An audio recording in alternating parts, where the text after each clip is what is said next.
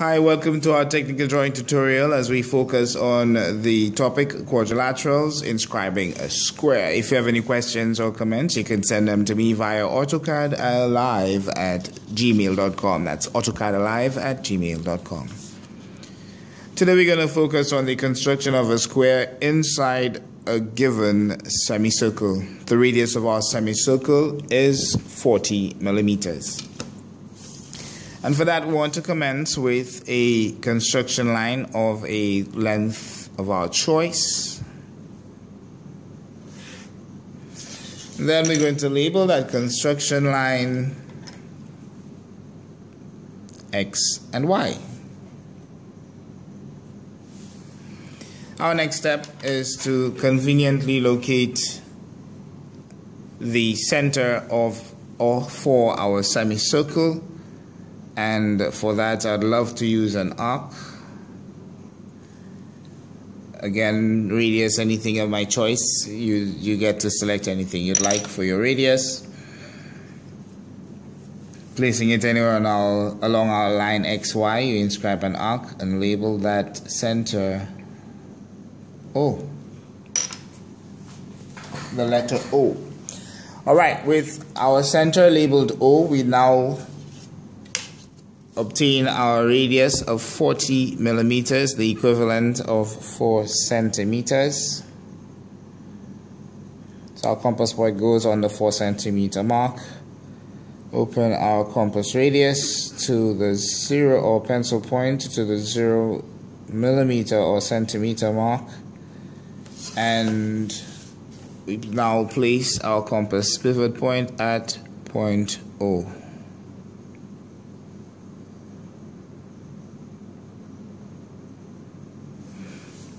Using point O as our center, we inscribe our semicircle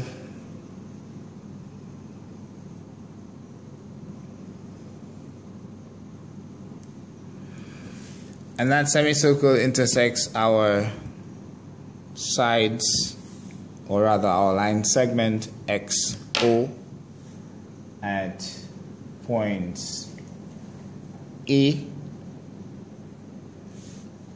and B.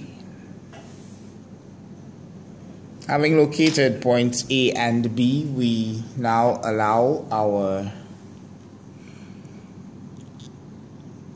perpendicular line to be constructed at point A and point B so that we can have a square constructed. That square is not the required square, rest assured, but it is needed at this very early stage of our construction in order for us to get our required square, and you will see how that happens.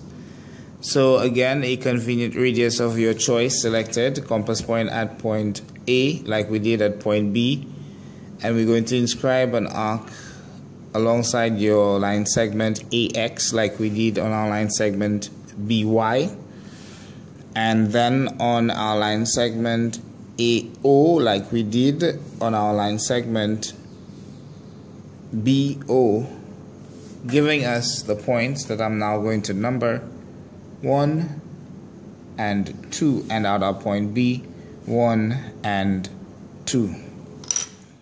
We then proceed with the construction of our perpendicular line.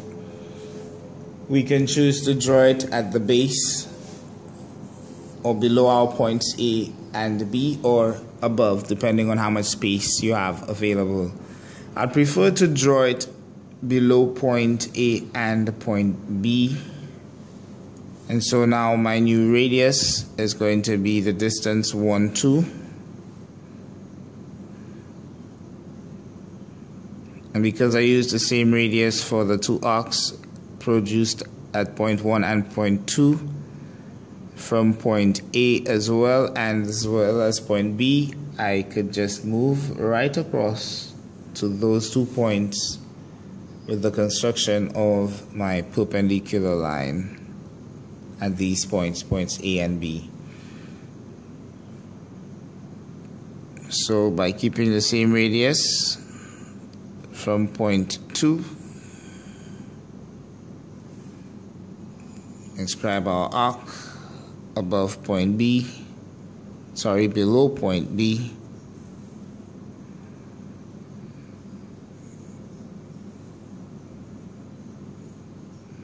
And I felt that change of my radius, and so I go back to point 2, which is why it's always wise to have a standard point or radius rather, so you can quickly get back to your required radius for accuracy and consistency.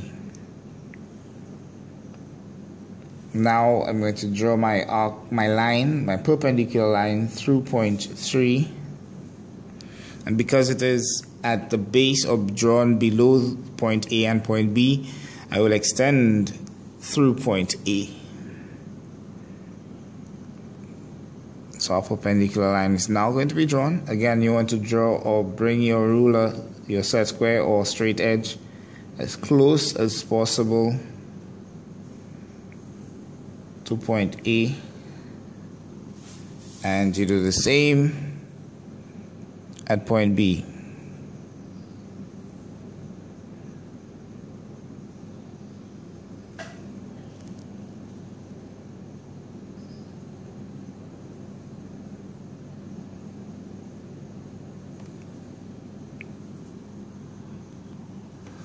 Okay, the perfectionist in me was taking a little longer than normal to align my instrument, so I needed to pause the video to avoid wasting much time. Alright, now that our perpendicular lines have been drawn, we need to get a square equal to the diameter of our semicircle, and that is also the length of our line segment AB. So using B as our center,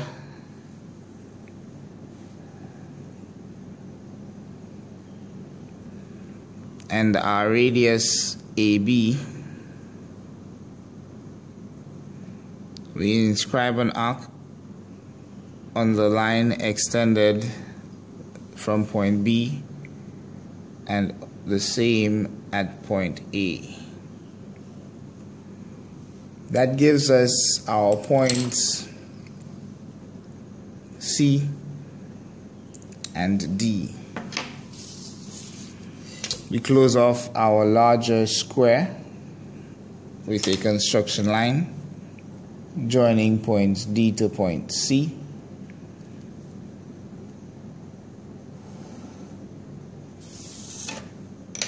And then we join point O to point D,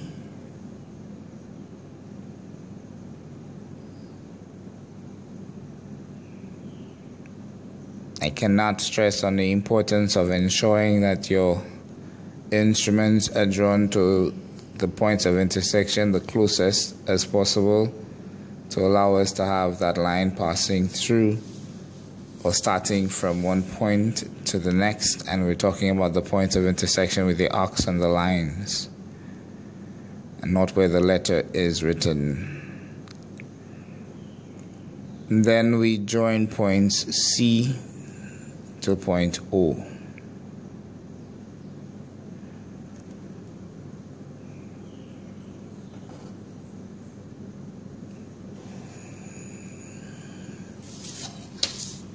Alright, so point O, our line OC and OD intersects our line segment at points E and F. Using construction lines again, you want to join point E to point F.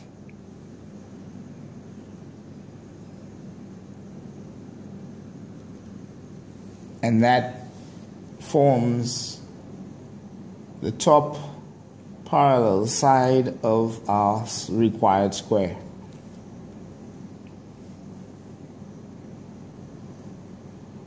A construction line is used at that point because we want to avoid having to erase and then end up with errors or passing our set square over our drawing and ending up with a dirty drawing because the pencil or the lead smudged. Alright, what I'm now doing is aligning my set square with one side of my larger square. Alright, by doing that, I'm going to be drawing parallel lines. So I'm going to be drawing a line parallel to our line AD at point E.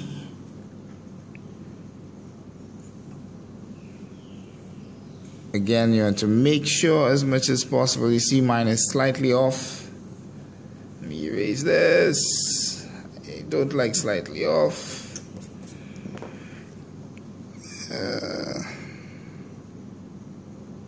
As close as possible to our point of intersection.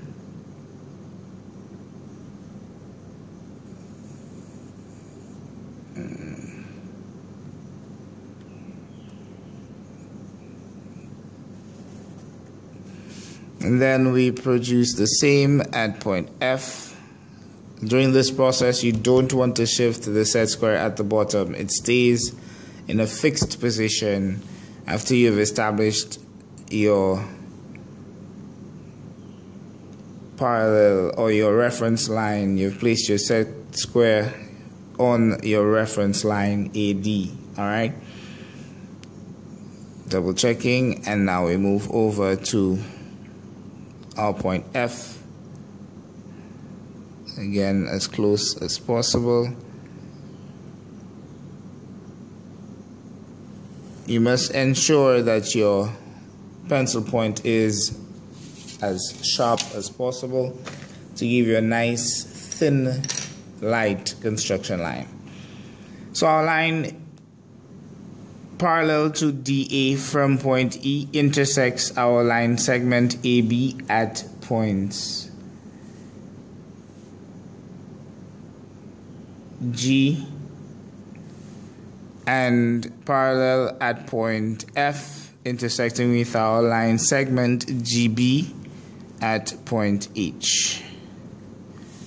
Here we have concluded our work with the largest square that could be inscribed in a semicircle. Our next step is to darken our required shape. So we darken our line EF.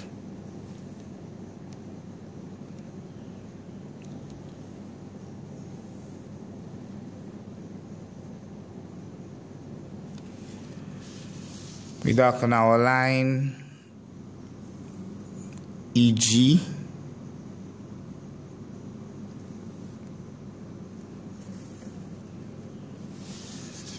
We darken our line segment GH.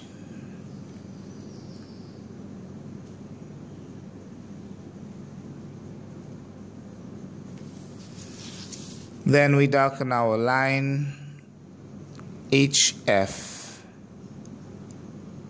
hence the completion of our drawing, inscribing a square in a semicircle.